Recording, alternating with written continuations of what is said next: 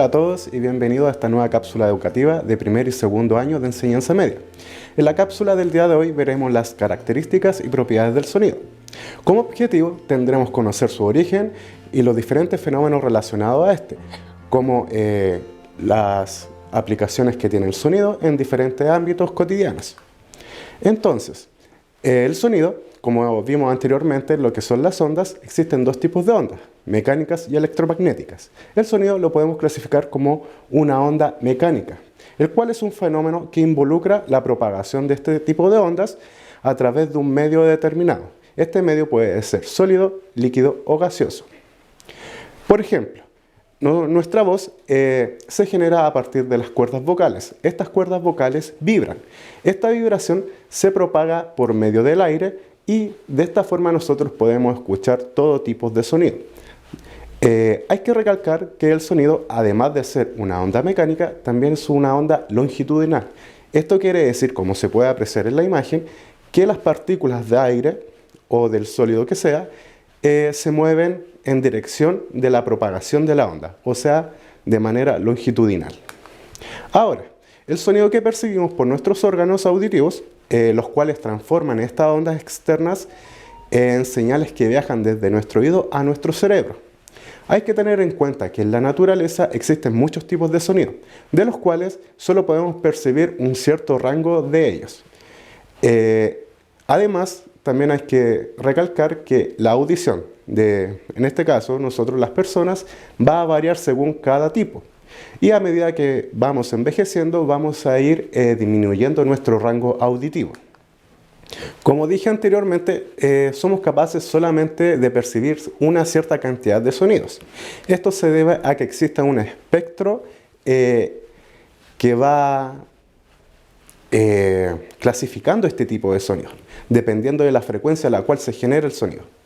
Por ejemplo, tenemos los infrasonidos. Este tipo de sonido se genera hasta los 20 Hz o hercios. Animales como los elefantes o los topos son capaces de percibir este tipo de sonido, ya que son muy bajos. Luego tenemos desde los 20 a los 20.000 Hz, que es el rango auditivo de las personas.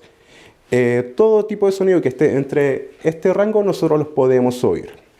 Luego tenemos lo que son los ultrasonidos. Los ultrasonidos van desde los 20.000 Hz hasta 1 GHz, o sea, 1.000 millones de Hz.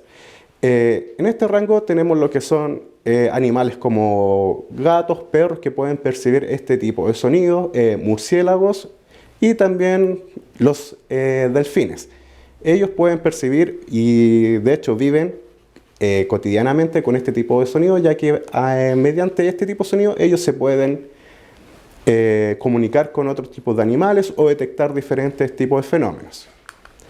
Entonces, generalmente se utilizan 4 cualidades para definir el sonido o las características del sonido. Esto va a ser subjetivo. Entonces, tenemos lo que es la intensidad, el tono, el timbre y lo que es la duración del sonido. Cada uno de ellos está relacionado con un atributo físico o magnitud física que vamos a ver ahora en adelante. Primero comenzamos con el tono. Este dependerá de la frecuencia a la que vibra el sonido.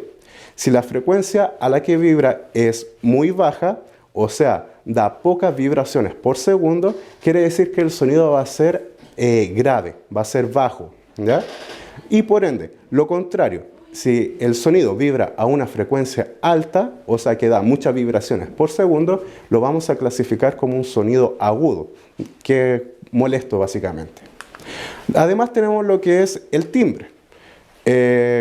Siempre estamos escuchando diferentes tipos de objetos y podemos identificar de qué es cada tipo de sonido dependiendo del objeto que escuchemos, pero puede que el sonido que emita cada objeto sean muy similares, pero podemos distinguirlos. ¿Por qué? Porque la fuente sonora que lo emite son distintas.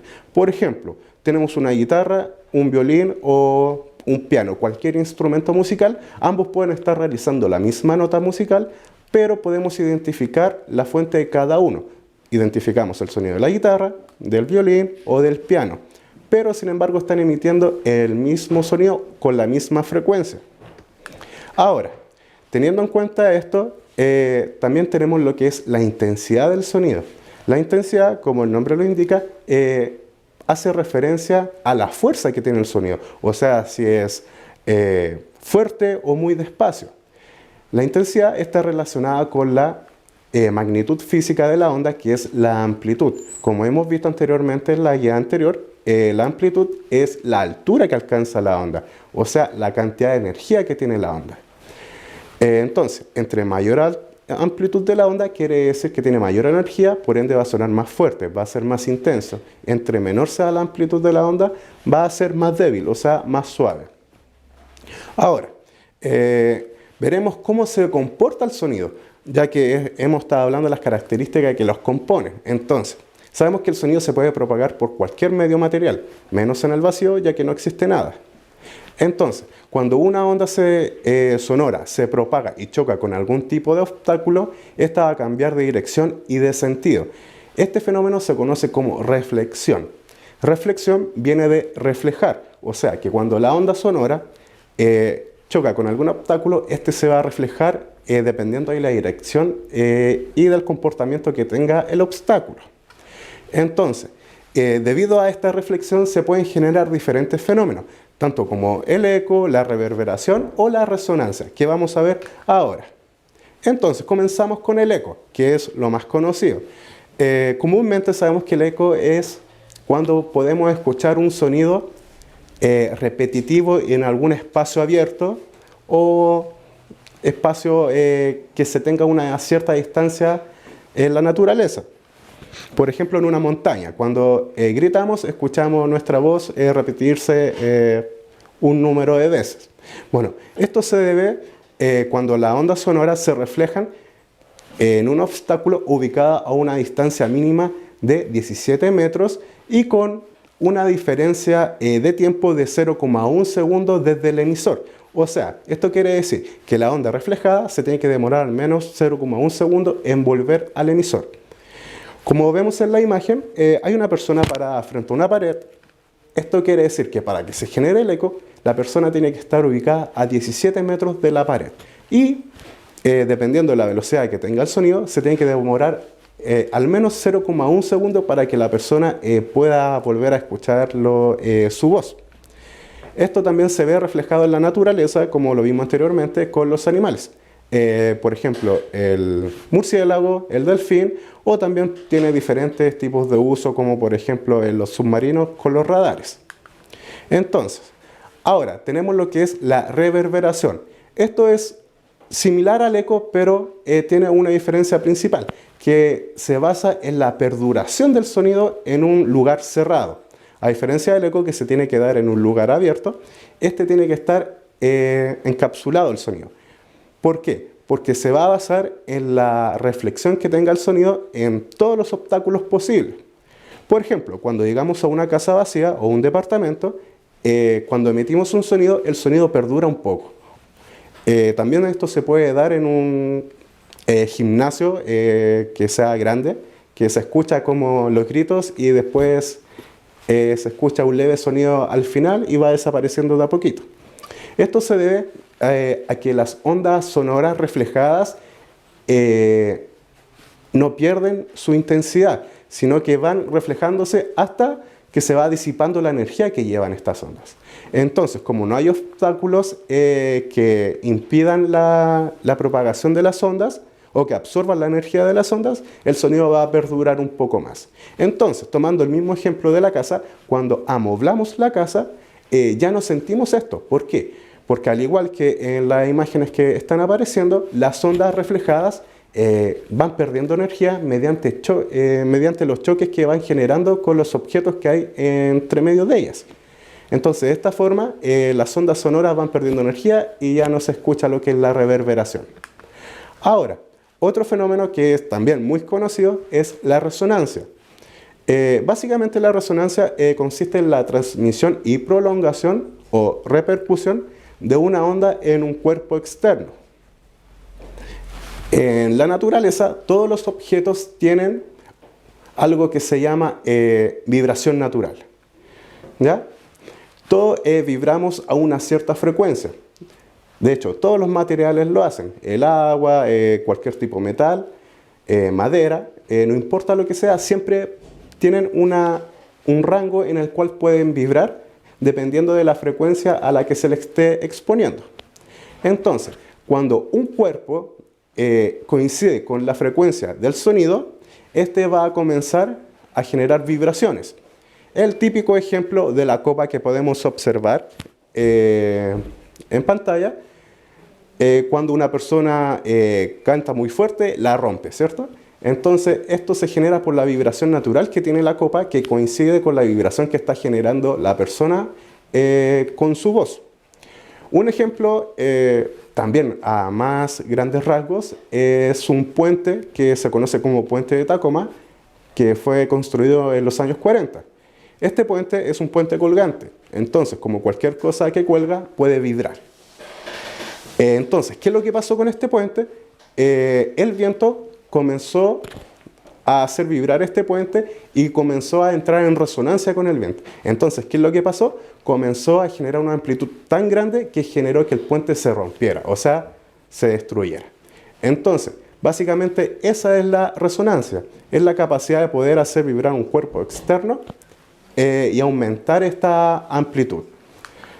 Ahora que ya vimos lo que eran las características de la reflexión, que tiene que ver con reflejar las ondas, vamos a ver lo que es otra característica principal del sonido, que tiene que ver con la refracción.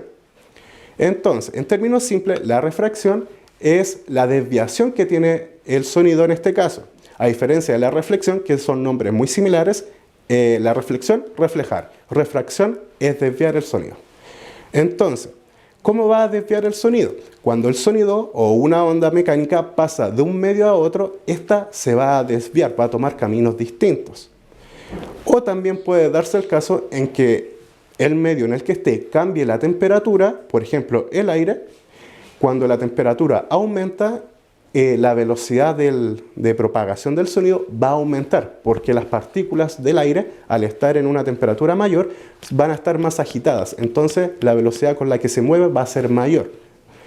Y de lo contrario, cuando el aire está frío, las partículas se mueven menos, por ende el sonido va a ser más lento. Es lo mismo que nos pasa a nosotros. Cuando estamos fríos y queremos hacer ejercicio, nos cuesta un poco movernos.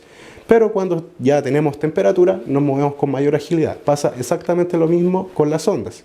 Entonces, en un día caluroso, el sonido viaja más rápido. Y en un día frío, el sonido viaja más lento. Y además, cuando está frío, el sonido tiende a ir hacia abajo. Y cuando está más caluroso, el sonido tiende a desviarse hacia arriba. Entonces, nos queda un último tipo de efecto que se puede generar con el sonido, que siempre estamos puestos a él y no nos damos cuenta que existe. Es conocido como efecto Doppler.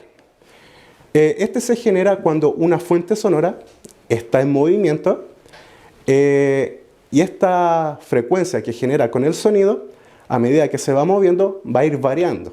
Y esto va a depender si se aleja o se acerca de un observador. Por ejemplo, si tenemos una ambulancia o un carro bomba, a medida que el carro bomba o la ambulancia se va acercando a una persona, la persona va a percibir de manera más aguda el sonido y con mayor frecuencia, o sea, y además más fuerte. Pero la persona que está atrás del carro bomba o de la ambulancia va a percibir el sonido de una manera distinta. A medida que se va alejando, la frecuencia va a ir disminuyendo y el sonido también va a ir bajando la intensidad. Entonces, esto se debe a que cuando el cuerpo está en movimiento, el sonido también está en movimiento, pero las velocidades de estos dos es como que se sumaran. Entonces la frecuencia se va sintiendo cada vez mayor. Y como se va alejando, la persona que está atrás la va sintiendo cada vez menor. Aplicaciones del efecto Doppler pueden ser los medidores de velocidad que utiliza la policía en diferentes tipos de países, o radares de velocidad, como le quieran llamar. Las ecografías también funcionan con este efecto, y lo que son los radares de algún tipo submarino o cualquier cosa por el estilo. Entonces, así se define el efecto Doppler, que tiene que ver con la variación de la frecuencia a medida que la fuente sonora se va moviendo. Entonces, con esto terminaríamos lo que son las aplicaciones y características del sonido. Recordar que cualquier duda, consulta, no duden en realizársela a sus profesores en el periodo asignado. Nos vemos en una próxima cápsula. Adiós.